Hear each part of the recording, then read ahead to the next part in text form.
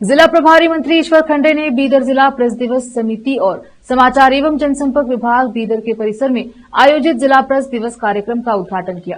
मंत्री रहीम खान, मुख्यमंत्री के मीडिया सलाहकार केवी प्रभाकर, पत्रकार संघ के प्रदेश अध्यक्ष श्री शिवानंद तगदूर, वरिष्ठ पत्रकार शिवशरणप्पा वाली, नगर सभा अध्यक्ष मोहम्मद गौस, बीडी अध्यक्ष बसवराज जापशेट्टी, जिला collector Shilpa Sharma, CEO doctor Girish Badole, SP Pradeep Gunti, जिला वार्ता अधिकारी डॉक्टर जी सुरेश सहित जिले के मीडिया बंधु आदि उपस्थित रहे। कार्यक्रम में अतिथियों का सम्मान किया गया। इस मौके पर अतिथियों ने संबोधन किया।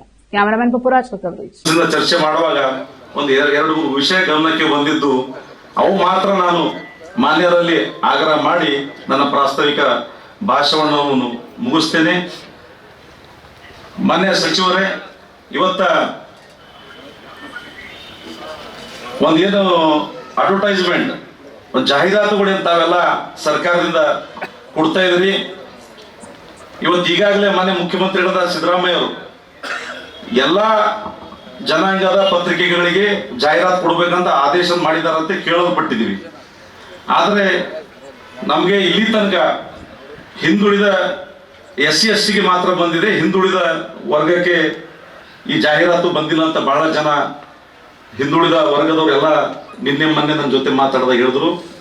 ಹೀಗಾಗಿ ಎಲ್ಲರಿಗೆ, ಯಾಕಂದ್ರೆ ಪತ್ರಿಕಾ ರಂಗದಲ್ಲಿ ಯಾವುದೇ ಜಾತಿ ಧರ್ಮ ಬರೋದಿಲ್ಲ, ಪತ್ರಿಕಾ ರಂಗ ಅಂದ್ರೆ ಒಂದು ಸಮಾನತೆಯ ರಂಗ। ಹೀಗಾಗಿ ಎಲ್ಲಾ ಜನಾಂಗದವರಿಗೆ ಈ ಜಾಹೀರಾತನ್ನು ಇದರ ಮಲ್ಲಿಕಾರ್ಜುನ್ ಅವರು, ನಮ್ಮ ಹರ್ಷಲ್ಲಿ ಅವರು, ಹರ್ಷಲ್ಲಿ ಎಲ್ಲ ಅವ್ರ ಬ್ರದರ್ ಅವರು ಇದ್ದಾರೆ, ಅಲಿಬಾಬಾ ಉಪಸ್ಥಿತರಿರುವಂತ ಎಲ್ಲ ಆ ಕಡೆ ಈ ಕಡೆ ಇದ್ದಂತ ಎಲ್ಲಾ ಮಾಧ್ಯಮದ ಮಿತ್ರರೇ, ಸಮಯ ಆಗಿದೆ ಎಲ್ಲ ತೆಗೆದುಕೊಳ್ಳಿಕ್ಕೆ ಆಗೋದಿಲ್ಲ, ಎಲ್ಲ ಗಣ್ಯಮಾನ್ಯ ವ್ಯಕ್ತಿಗಳೆಲ್ಲ ಇಲ್ಲಿ ಸೇರಿದಿರಿ।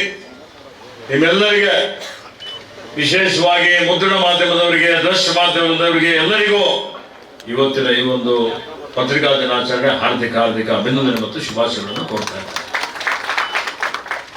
ಆತ್ಮೀಯ ಬಂಧುಗಳೇ, ಇವತ್ತು ನಾವೆಲ್ಲ ಪ್ರಜಾಪ್ರಭುತ್ವದ ಒಂದು ಆಡಳಿತದಲ್ಲಿ ಇದ್ದೀವಿ। ಈ ಆಡಳಿತ ಆಧಾರ ಸ್ತಂಭ ಅಂತ ಹೇಳಿದ್ರೆ ಶಾಸಕಾಂಗ, ಕಾರ್ಯಾಂಗ, ನ್ಯಾಯಾಂಗ। ಶಾಸಕಾಂಗ ನಾವು ಶಾಸಕರಾಗಿ ವಿಧಾನಸಭೆಯಲ್ಲಿ, ಸಂಸದರು ಲೋಕಸಭೆಯಲ್ಲಿ ಇವತ್ತು ನೀತಿ ನಿರೂಪಣೆ ಮಾಡುವಂಥದ್ದು, ಕಾಯ್ದೆಗಳು ಮಾಡುವಂಥದ್ದು ಜನರ ಒಳಿತಿಗಾಗಿ ಮಾಡ್ತೀವಿ। ಕಾರ್ಯಾಂಗ ಇವತ್ತು ಖಂಡ್ರೆಯವರು ಮತ್ತೆ ರಹೀಂ ಖಾನ್ ಅವರ ಸಮ್ಮುಖದಲ್ಲೇ ಈ ಕಾರ್ಯಕ್ರಮ ನಡೀತಾ ಇದೆ, ಅದು ಬಹಳ ವಿಶೇಷ ಅಂತೇಳಿ ನಾನು ಭಾವಿಸ್ತೇನೆ। ಅದರ ಜೊತೆಗೆ ಒಂದು ಮೆರುಗು ನಮಗೆ ಸಿಕ್ಕಿದೆ। ಆ ಮೆರುಗು ಏನಂದರೆ, ಇವತ್ತು ಪ್ರಭಾಕರ್ ಅವರು ತಮ್ಮ ಬಿಡುವಿಲ್ಲದ ಬಿಸಿ ಶೆಡ್ಯೂಲ್ ನಡುವೆ ಬೀದರಿಗೆ ಇವತ್ತು ಬಂದಿದ್ದಾರೆ। ಹಾಗಾಗಿ ನಿಮ್ಮೆಲ್ಲರ ಜೋರು ಚಪ್ಪಾಳೆ ಮೂಲಕ ಅವರಿಗೆ ಒಂದು ಅಭಿನಂದನೆಗಳನ್ನು ಸಲ್ಲಿಸೋಣ। ಕಾರಣ ಏನಂದರೆ, ಅಭಿನಂದನೆಗಳು ಸಲ್ಲಿಸಲಿಕ್ಕೆ ಕಾರಣ ಇದೆ, ನಮ್ಮ ಪರವಾಗಿ ಯಾರೂ ಸಚಿವರಿಲ್ಲ, ಮುಖ್ಯಮಂತ್ರಿಗಳ ಹತ್ರ ಈ ವಾರ್ತಾ ಇಲಾಖೆ ಇದೆ। ನಾವು ದಿನನಿತ್ಯ ಮುಖ್ಯಮಂತ್ರಿಗಳ ಹತ್ರ ಒಡನಾಡಲಿಕ್ಕೆ ಅಥವಾ ಪ್ರತಿನಿತ್ಯ ಅವ್ರ ಹತ್ರ ಅಹವಾಲುಗಳನ್ನು ಹೊತ್ತು ಹೋಗಲಿಕ್ಕೆ ಕಷ್ಟ ಆಗುತ್ತೆ।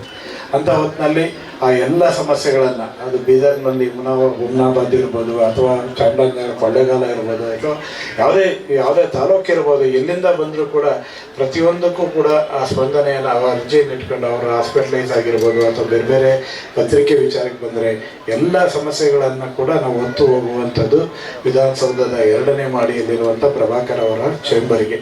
ಆ ಕಾರಣಕ್ಕೋಸ್ಕರ ನಮಗೆ ನಮ್ಮ ಪಾಲಿಗೆ ನೋಡಿದ ಅನುಭವ ಎಲ್ಲರಿಗೂ ಕೂಡ ಆಗ್ತದೆ। ಅದೇ ರೀತಿ ಬಸವಣ್ಣನವರಿಂದ ಹಿಡಿದು ಗುರು ನಾನಕರವರೆಗೆ ಅವರ ಎಲ್ಲ ಪ್ರಭಾವಗಳನ್ನು ಒಳಗೊಂಡಂತಹ ಒಂದು ಜಿಲ್ಲೆ ಬೀದರ್ ಜಿಲ್ಲೆ, ಒಂದು ರೀತಿಯ ಆಧ್ಯಾತ್ಮಿಕ ಸಂಗಮ ಅಂತ ಕೂಡ ನಾವು ಹೇಳ್ಬೋದು। ಇನ್ನೊಂದೇನಂತಂದರೆ ವಿಶೇಷ, ಒಂದು ಕಡೆ ಮಹಾರಾಷ್ಟ್ರ ಇದೆ, ಒಂದು ಕಡೆ ತೆಲಂಗಾಣ ಇದೆ, ಒಂದು ಕಡೆ ನಮ್ಮ ಕರ್ನಾಟಕ ಇದೆ। ಹೀಗಾಗಿ ಹಲವಾರು ಗಡಿ ಪ್ರದೇಶಗಳನ್ನು ಕೂಡ ಬೀದರ್ ಜಿಲ್ಲೆ ಒಳಗೊಂಡಿದೆ। ಭೌಗೋಳಿಕವಾಗಿ ಮತ್ತು ಸಾಂಸ್ಕೃತಿಕವಾಗಿ ಅತ್ಯಂತ ಶ್ರೀಮಂತವಾದ ಜಿಲ್ಲೆ ನಮ್ಮ ಈ ಬೀದರ್ ಜಿಲ್ಲೆ। ಸಂತರು, ಶರಣರು, ಸೂಫಿಗಳು, ವಚನಕಾರರು ಅವರೆಲ್ಲರ ಪ್ರಭಾವವನ್ನು ಈ ಜಿಲ್ಲೆ ಒಳಗೊಂಡಿದೆ। ಈ ಮಣ್ಣಿನ ಗುಣವೇ ನಮ್ಮ ಪತ್ರಕರ್ತರಿಗೆ ಮಾದರಿ ಅಂತ ನಾನು ಈ ಸಂದರ್ಭದಲ್ಲಿ ಹೇಳಕ್ಕೆ। ಅದೇ ರೀತಿ ನಮ್ಮ ಸ್ವಾತಂತ್ರ್ಯಕ್ಕಾಗಿ ಮೊದಲು ಬಲಿದಾನನ, ತನ್ನ ಜೀವನ ಅರ್ಪಣೆ ಮಾಡಿ ಸತ್ಯಕ್ಕಾಗಿ, ಸ್ವಾತಂತ್ರ್ಯಕ್ಕಾಗಿ ಮಾಡಿದಂಥ ಪತ್ರಕರ್ತ ಸೊಹೀಬುಲ್ಲಾ ಖಾನ್ ಅಂತೇಳಿ ಹೈದರಾಬಾದ್ನಲ್ಲಿ ಅವರ ಕೊಲೆ ಆಯಿತು। ಅವರನ್ನು ನಾವು ಈ ಸಮಯದಲ್ಲಿ ನೆನೆಸ್ಕೊಳ್ಳಲೇಬೇಕು। ನಾನು ಇವಾಗ ಮಂತ್ರಿಗಳು ಇದ್ದಾರೆ, ಪ್ರಭಾಕರ್ ಸಾಹೇಬರು ಇದ್ದಾರೆ. ಪತ್ರಿಕೆ ಬಗ್ಗೆ ಏನಾದರೂ ಹೇಳಬೇಕಾದ್ರೆ ಅವ್ರ ಮುಂದೆ ನಾವು ಹೇಳಬೇಕಾಗ್ತದೆ. ಒಂದನೇದು, ನಾವು ಇಲ್ಲಿ ಒಂದು ಹೇಳ್ತಾರೆ, ನಮಗೆ ಅದು ಯಾಕೆ ಹೇಳ್ತಾ ಬಂದಾರೋ ಗೊತ್ತಿಲ್ಲ. ಮೊದಲು ನಡೆದು ಸಣ್ಣ ಪತ್ರಿಕೆ ಮತ್ತು ದೊಡ್ಡ ಪತ್ರಿಕೆ. ಪ್ರಭಾಕರ್ ಸಾಹೇಬ್ರೆ, ಸಣ್ಣ ಪತ್ರಿಕೆ ಮತ್ತು ದೊಡ್ಡ ಪತ್ರಿಕೆ ಅಂತ. ಸಣ್ಣ ಪತ್ರಿಕೆ ಯಾವುದು ಕನ್ನಬೇಕು, ದೊಡ್ಡ ಪತ್ರಿಕೆ ಯಾವುದು ಕನ್ನಬೇಕು, ಇವತ್ತಿನವರೆಗೆ ನಮಗೆ ಗೊತ್ತಾಗಿಲ್ಲ.